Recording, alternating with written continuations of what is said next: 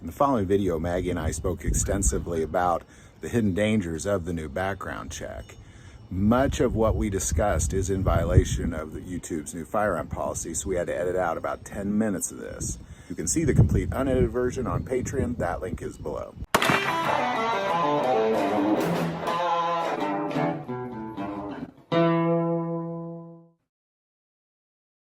This is my life. My life exists in paperwork. Brian's like, there is so much paperwork attached to this job. There really is. And so the new paperwork is available as of the 1st of February 2023. It will be mandatory use by April 1st of 2023. What this means for both sides of the counter: we got new forms. It's the same form you've always loved, hated, and well, and there is a couple different things on here, and I noticed you highlighted them, of course. There's quite a few different things on here. And let's talk about this first one, because this is the one that concerns me the most. When I saw this, I knew exactly why they were asking this question, and it's the: do you reside within the city limits? Yes, no, or unknown. Mm-hmm. This is a big problem. What's your thoughts on that? Do you mind sharing what you think about that, or what is the issue there, man? So do you reside within city limits? Certain cities have rules and regulations that make the ownership of specific firearms illegal. And so by checking this box, yes, no, you're admitting do I live within city limits, they're going to be able to, like, let's say you take possession of that firearm and you're not supposed to have it in the place where you live. They're gonna pull your sheet and go, oh, look, you own this. It's not legal here where you live. That's against the law. Now you're a felon because you checked yes or no.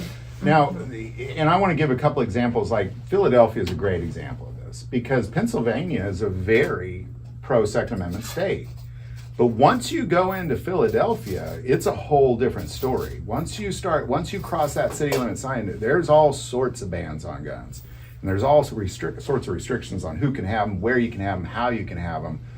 So by checking, so if you're in Philadelphia, Pennsylvania, and you check yes there, you just admitted that you're at least a felon against those city ordinances. So yeah, once you live within city limits and admit that you own this firearm that you are adopting on this form and it's not legal, oops. Yeah. Oops. So they've also in here put more clarification for straw purchases. Do you intend to purchase or acquire any firearm on this form, or ammunition? Because in some states, the sale of ammunition. Interesting, because I was wondering why that was different, but now I see why. Yeah, it's because of the ammunition. For sale or other disposition to any person described in question 21C through M. So in other words, they're saying, hey, are you really buying? This is your last chance. Make sure you're telling us the truth here. Are you getting this for yourself, or are you buying this for somebody in 21C through F? Yeah. Are you buying it for your brother? Right. Are you buying it for someone who has been potentially declared mentally defective? Are you buying it for someone who is indicted for a felony? Well, and let's go back there, but it's really this interesting, or ammunition. And that's an interesting one, because we don't have that rule yet. Yeah, and growing up, I was, when I would go hunting with my friends, let's say, as a young man, sometimes my friend had the ammo. I don't have, well, I do have some ammo. Why don't you get, so we don't have to make a run to Walmart or something. So according to this, that now is illegal? So sometimes for the sale, sharing, or distribution of ammunition or firearms to anyone who should not legally be able to obtain them. I see. So, like, let's say you and I went hunting, and we both can legally obtain it. If you don't have ammo, and I say, "Oh, here, you can use some of my ammo," that's okay. I should as long as you don't qualify under 21C. Yeah, as long as I'm lawfully C through L. Yeah, legally able to obtain it myself. Okay, because that's kind of that one gets me, because also you're technically, I mean, you're whatever you're adopting and you're filling out this form for, they want it to be for you. They don't want you to be... It's just adding that ammunition kind of leaves me scratching my head, just going, well, what exactly do you mean? That's a rule, and some states are actually, there are compliances in some states where you actually have to pass a background check for ammo. And that's what that ammunition. Those poor states. It's those poor states. And honestly, I think the whole country is heading that way if we keep heading in the same direction. Stop it. I'm sorry. So we won't talk about politics. What else you got here, Maggie? We'll go a different direction. We don't want to do this. No. We don't want to do this. All right, go ahead. This is where, I always love that about you. We don't talk about politics here. We don't want to do this. No, we don't do that. Do you intend to sell the firearm or the ammunition or anything to someone who is has felonies or other offenses punishable by imprisonment? So a term of 1 year. Yeah, or federal crime of terrorism or drug trafficking. So don't buy ammo for anybody getting out of prison, a federal terrorist, or drug trafficker. Yeah. Check. Yeah, or anybody that has any of that on their background. Really? Now, for the record, I could confidently check yes on all these things. I know. But it is a strange way to word that. Wait a minute. You want to confidently check no. Well, I meant on those two right there. That's what I meant. So do you, your intent to purchase for someone who's not legally able to obtain anything is definitely, you're not intending to do that. And then, of course, the trick questions that everybody likes. It's always been like the last checkbox. Seems to be the trick question. The one that everybody messes up. Yeah. Leave it blank if you're a U.S. citizen. Right. So now it's two that you'll have to leave blank on this one. I would have been the first to fail here. So if you're a U.S. citizen, leave this one, 21N.1 and 21N.2. Okay, now what are the differences between? Okay, so are you an alien who has been admitted to the United States under a non-immigrant? So you're you used to have to answer yes or no to that one, whether you were a citizen or not. So you just leave that blank? Now if you are an actual U.S. citizen, you may leave those two things blank. Both of those blank. In fact, that is specifically what they are telling you to do. But they don't tell you at the beginning of the question. They tell you at the end of the question. And I'm a scanner too. I just scan. I've seen this. I scan and move on. Scan and move on. It's not just you. I can tell you that I have myself done the same thing, as have so many of you wonderful, amazing human beings on both sides of the counter. We have a tendency to scan. We read the first part first, and then that doesn't apply to me. Check no.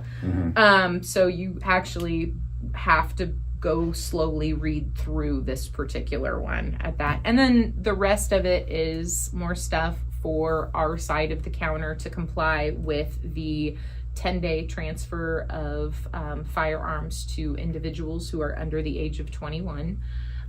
So there is a 10-day waiting period. So there's the new piece right there. Yeah, and I knew that one was coming, of course. And then are noted this is interesting. Okay, this is fascinating. I was a rough around the edges teenager. Yeah. I'm just being honest. I had a juvenile record.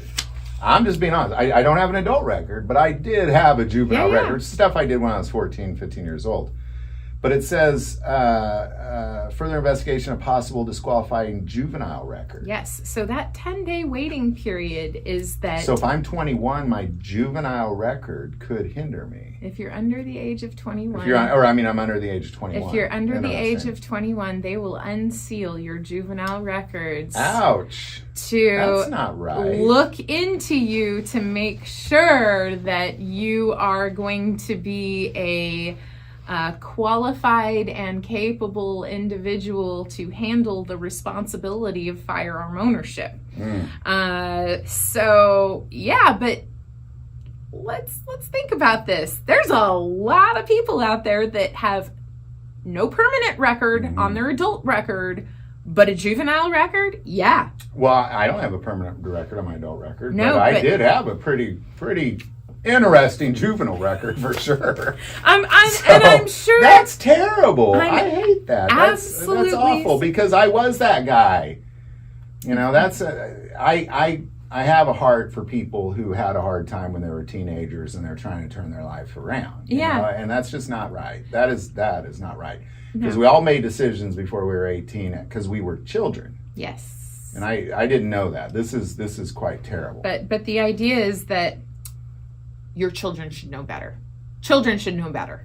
They shouldn't, Well, as a parent today, I always kind of say, well, I'm not going to do what my parents did. So, my kids don't have a juvenile record. So I do know there's a lot of parenting in there. I was raised by wolves. So I was just a rough around the edges teen. When you're free to just run the streets, you do some terrible things. Run rampant, you can make poor decisions That's right. very, very, very quickly. That's awful. That seems unconstitutional. I can't think of what violation of the Constitution that's, but wait a second, I wasn't an adult. Well, yeah, but they want to know that whoever is purchasing these is going to handle them responsibly. And I do understand. I mean, there's a lot of young men and women that are just off the chain. Yeah, but this is why that 10-day waiting period exists, so that they can check and make sure. I bet those are hard to get to. You haven't had a history. So let me ask you this, because let's talk about this if you don't mind, because this is still on the delay, and I saw this last time, but I don't necessarily.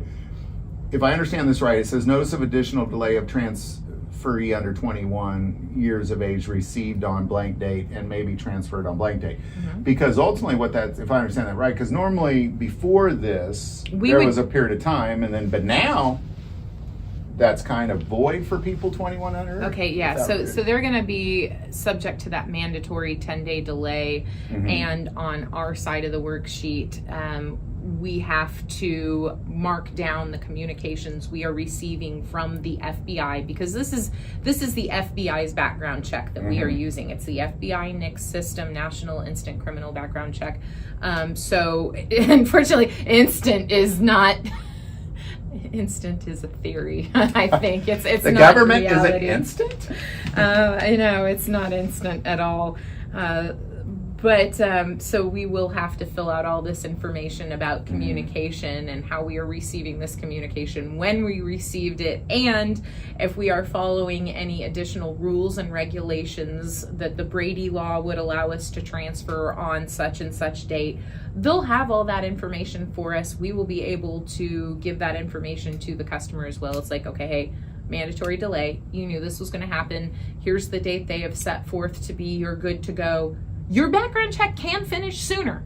It can. Your background check can always finish sooner. When you are handed a delay, there is a chance that it will finish before the waiting time period is up. And if that happens, your dealers, a lot of chances, especially the small places like us, will call you if it finishes early and be like, hey, you're back. It's adoption day. Come take your baby home. That's awesome. Now, if you don't mind me asking on this one where it says no response was provided with it, so if there is not a response within 10 days, are you able then to... Yeah, we are able to transfer the firearm.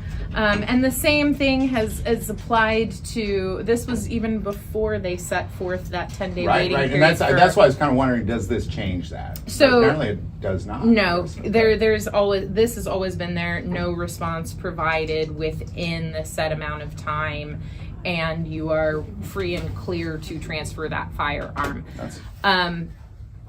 This is different for different states and different business entities that have businesses in multiple states, because they will have to follow the strictest state rules in which they have a business setting. So if there is a chain that you really appreciate buying firearms from because of their prices or something, and they sell or distribute in California, and they sell or distribute in your delightful state of freedom and joy, then